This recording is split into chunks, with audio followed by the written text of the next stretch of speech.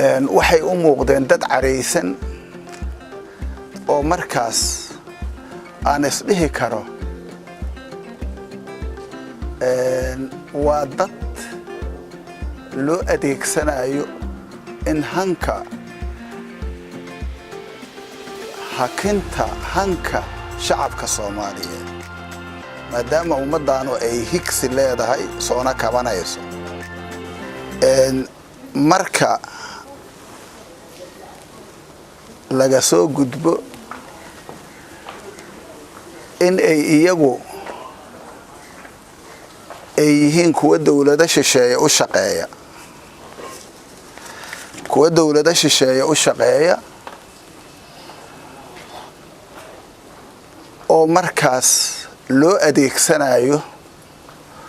shacabka ummadda Soomaaliyeed in lagu niyad jabiyo runtii markaan eegay waxay igala koobnaadeen amba ay ka kooban yihiin dhowr group oo ishuwan runtii kuwa waxaa la oran karaa amba la dhihi karaa waa kuwa xukunka horena ugu fashilmay oo dalka la yacay isla markaasna hadda inay xukunka ku soo naqdaan ku macagtoobay kuwana waxaa la oran karaa waa kuwa dalaaliina oo siyaasadda ugu jira inay lacag ka abuuraan oo mar walba jecel inay businesskii ay ku jiri jireen inta ka soo wareegaan siyaasadda ay business ka dhigtaan maamulka qaranka ummadda Soomaaliyeed loogu adeegi lahaa ayay lacag ka dhex sameynayaan waxaan is-iri kuwa kale waa kuwa si gaar ah loogu adeegto oo aan xataa haddii ay isbedeli lahaayeen ka baqaya kuwa sida khaaska u adeegsanaya kuwana waa kuwa dalka dembiya ka galay oo aan isleeyahay hadda waxaa ugu weyn murunka geliya badda Soomaaliya kuwa murunka geliyay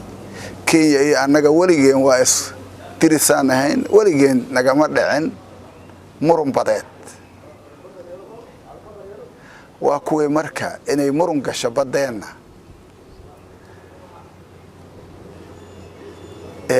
runtii suurta geliyay iyagoo dana khaasa halkaas ka raadinaya taasina waxay meesha soo gelisay runtii inay ummadda Soomaaliyeed ku xisaabtanto dalkeeda cid kasta oo taaka kamida bixisay inaan shacabkan Soomaaliyeed oo weligiis ka hereyn maanka ku haaya markii arrimahaas oo dhan la isku soo duuduubo waxyaabaha aan isleeyahay waxaa ka ratibmi kara waa dembiyadaasoo marka kow la oran karo madax bannaanidii iyo karaamadii ummadda Soomaaliyeed oo meel looga dhacay maxaa yeelay territoriyada Soomaaliya ama maamulka Soomaaliya ama ha noqoto bad ama ha noqdo biri ama ha noqdo hawadii dawladda Soomaaliya ee dhexe ayaa ka mas'uula sidaa darteed marka waxay suurta geliyeen in lagu soo xadgudbo hawada Soomaaliya taasina waxay ka dhigaysaa in dastuurka ummadda Soomaaliyeed oo mamnuucayo arrimahaasna ay noqon karaan arrimo lagu mudteesto dembiyo aynan hadda isha ku hayn oo mustaqbalka markay dawladda Soomaaliyeed ay xoogaysato ama shacabka Soomaaliyeed uu diiwaan gelin doono waxyaabahaas cid ku kacda gruubka halkaas tagay oo kala duwan hore u soo sheegay inaan marka waanino oo aan mar walba xaaladooda aan la soconno oo haddii ayna soo hanuuneyn xataa waxaan jecelnahay anaga inay mar walba ka waantoobaan qaranduminta ay ku faraha kula jiraan laakiin haddii ay taas waayaan inaan dar Ilaahay aan arintaas uga hadalno oo aan ummadda Soomaaliyeed aan gaarsiino oo inaan waanina ay Ilaahay gaarto oo ay shacabka Soomaaliyeed gaarto waa waajibaan islaamna diiniya oo anaga nasaara sida darteed maxaa keenaya marka waay inay saas yeelaan waxyaabaha ugu weyn oo saas inay yeelaan suurta gelinaya waxa waaye waxay diidan yihiin nidaamka dimuqraadiga waxa nimankaas argagaxa ku riday oo waalaya oo ay sidaad aragteen u waramayeen oo daroonkoodii dhamay xasuusta ay ka dhuntay oo waxa ay sheegayaan xataa ay kari waayeen inay u hambaliyeeyaan Axmed Madoobe oo ay yiraahdeen meeshaan u aadayna hataa hambali ay dhihi waayeen oo ay dawladda dhexe kaliya iyo qarankan sida u dumi lahay kaliya ay uga hadlaayeen waxa kaliya argagaxas ku riday waxa waaye waxay diidan yihiin nidaamka dimuqraadiga oo qof iyo codkiisa oo ay dawladda dhexe iyo dawlad goboleedyadu ay ku soo heshiiyeen magaalada Baydhabo kaas oo sheegaya awood qaybsi siman waxa loo yaqaan proportional representation markii ay ku hubsadeen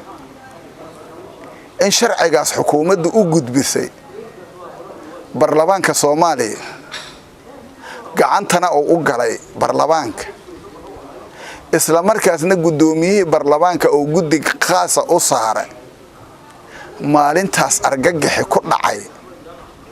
ayaa nimankaas ma taqaanaa tihi ku riday iyagoo raba lacag ay ka soo qaadeen wadamo shisheeye inay ku iibsadaan shacabka Soomaaliyeed dad tiro yar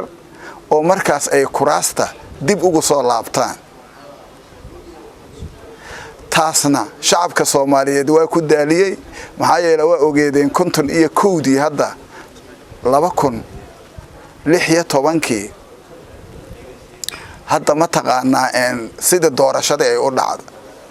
lacag la aruursaday oo gudaha laga aruursaday iyo kuwa dibadda laga keenay intaba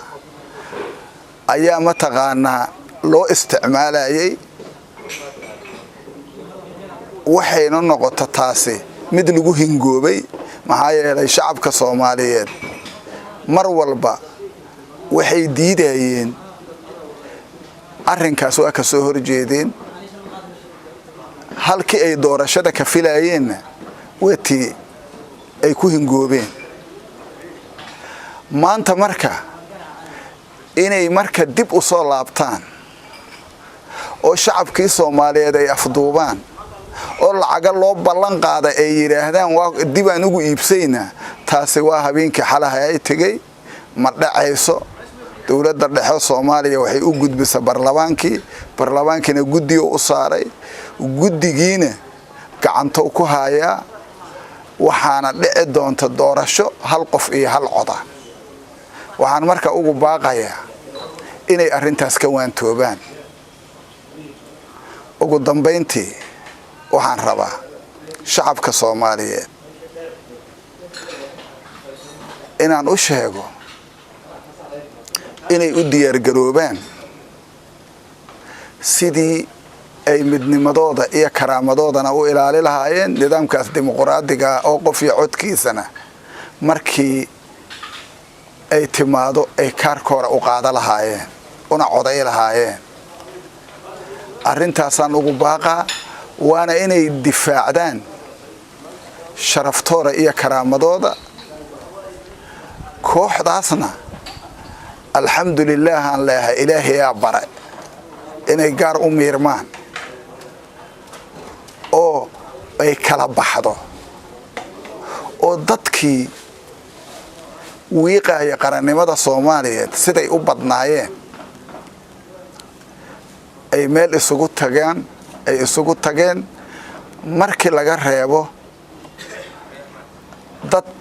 hayiraaca oo aan isleeyahay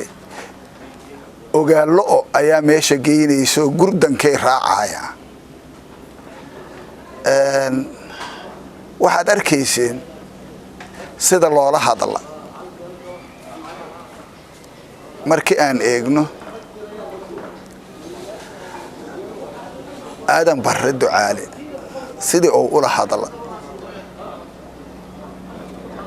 iyo maahmaahdii uu halkaa ka yiri iyo sida ay u sabcinayeen damiir la'aantooda taas ayaa kaaga filan maahmaha iyaga khusaysa oo iyaga sheegaysa waxa ay yihiin ayay xataa damiirkoodu sii waayey inay arrintaas ay wax ka yiraahdaan marka waxay taasi ku tusaysaa siday gun u yihiin sida ay damiir aynan u lahayn sida aynan u xafafsahayn sida ay u itaal beeleen sida ay u quusteen aad halkaas ka arkaysiin sidaa darteed marka mar labaad iyo mar saddexaad waxaan leeyahay shacabka Soomaaliyeed dawladooda dhexa ha taageereen qof iyo codkiisa u gudbeen maxaa yeelay Soomaaliya soo kabashay ku jirta soo kabashadina meel wanaagsanay mare shacabka Soomaaliyeed wakiilkooda hogaaminaya inay dib u doortaan ay codkooda ku doortaan ayaana xalka kama dambaysta ah taas marka ha u diyaar garoobaano ha u tafaxaytaano shacabka Soomaaliyeed aan leeyahay aad iyo aad u mahadsantihiin wassalaamu calaykum waraxmatullaahi wabarakaatuh